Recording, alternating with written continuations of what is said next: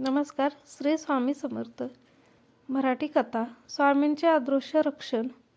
निरंबा गावात पहाट उगवली होती, पण त्या दिवशी वातावरणात एक विचित्र शांतता पसरली होती. जणू काही अदृश्य शक्ती गावावर नजर ठेवून होती. सूर्याची कोवळी किरणं झाडांच्या फांदीतून उतरत होती, पण विठ्ठलाच्या मनात मात्र काळजीचं वादळ होतं.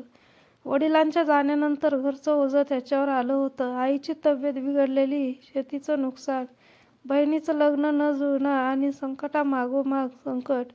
तो आकाशाकडे पाहून हळू आवाजात म्हणत होता, स्वामी, जर तुम्ही खरेच माझ्यासोबत असाल तर मला एखादा मार्ग दाखवा. मनात वेदना, डोळ्यात पाणी आणि हृदयात फक्त एक आशेची ज्योत. स्वामी समर्थ. आणि हाच होता त्या दिवशी सुरू झालेला अदृश्य रक्षणाचा पहिला संकेत. अक्कलकोटच्या सीमेवर निरंबा नावाचं एक शांत गाव होतं. त्या गावात विठ्ठल नावाचा साधा भोळा, मेहनती पण मनाने थोडा भित्रा तरुण राहत होता.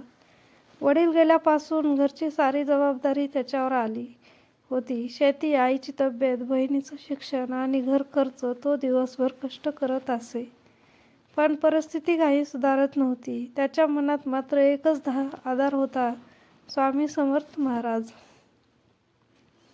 एक वर्ष असं आलं की जणू संकटाचं ढगच गावावर दाटून आलं.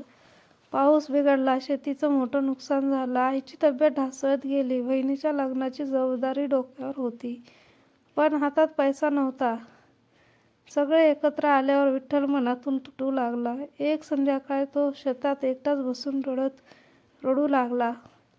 स्वामी, किती परीक्षा घ्याल, मी इतका एकटा का? त्या रात्री त्याला एक विलक्षण स्वप्न पडलं.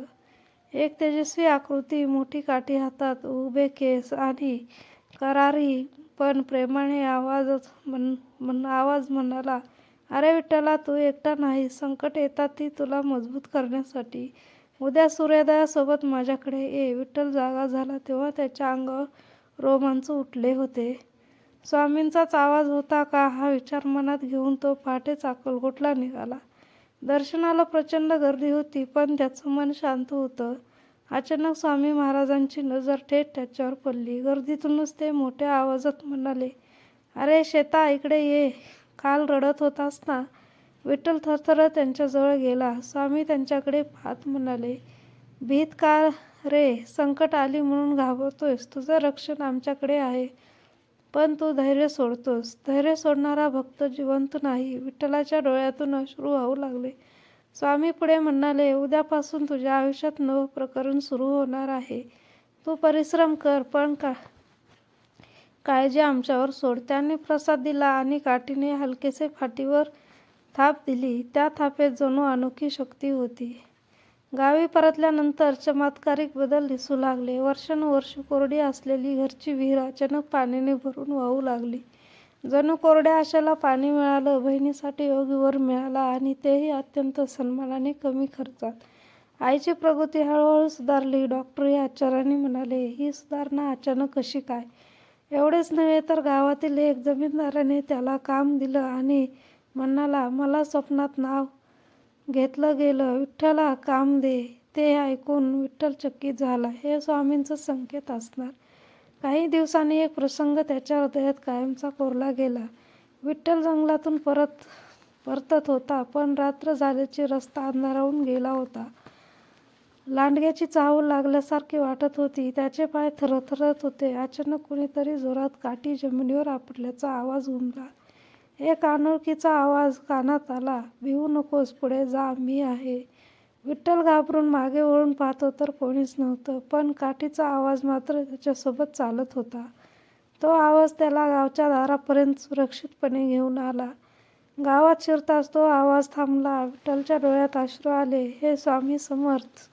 काही महिन्यांनी विठ्ठल पुन्हा अक्कलकोटला गेला. त्याने नम्रपणे म्हणाले, महाराज, तुम्ही मला संकटातून वाचवलंत. स्वामींनी मोठ्याने हसले आणि म्हणाले, अरे, आम्ही काहीच केलं नाही. तुझा विश्वास तुला वाचवून गेला.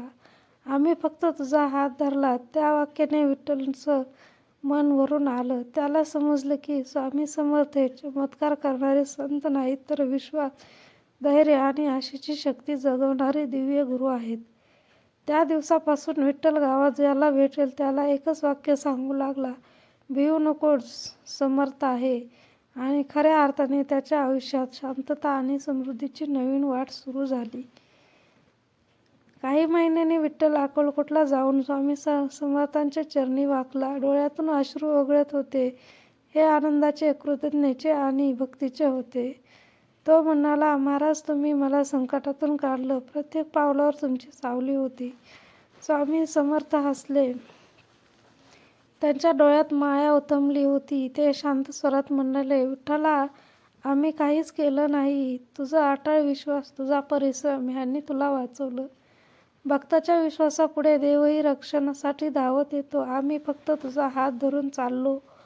विठ्ठलाचे डोळे भरून आले. त्याच्या मनात कायमचा एक दिव्य प्रकाश जागा झाला.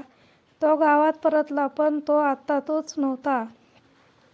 त्याच्या चेहऱ्यावर धैर्य, डोळ्यात श्रद्धा आणि मनात एकच वाक्य उजळून निघालं, भिवू नकोस, समर्थ आहेत. आणि त्याच्या आयुष्यात शांतता, समृद्धी आणि स्वामींचे सततच्या अदृश्याची रक्षणाची नवी पहाट सुरू झाली.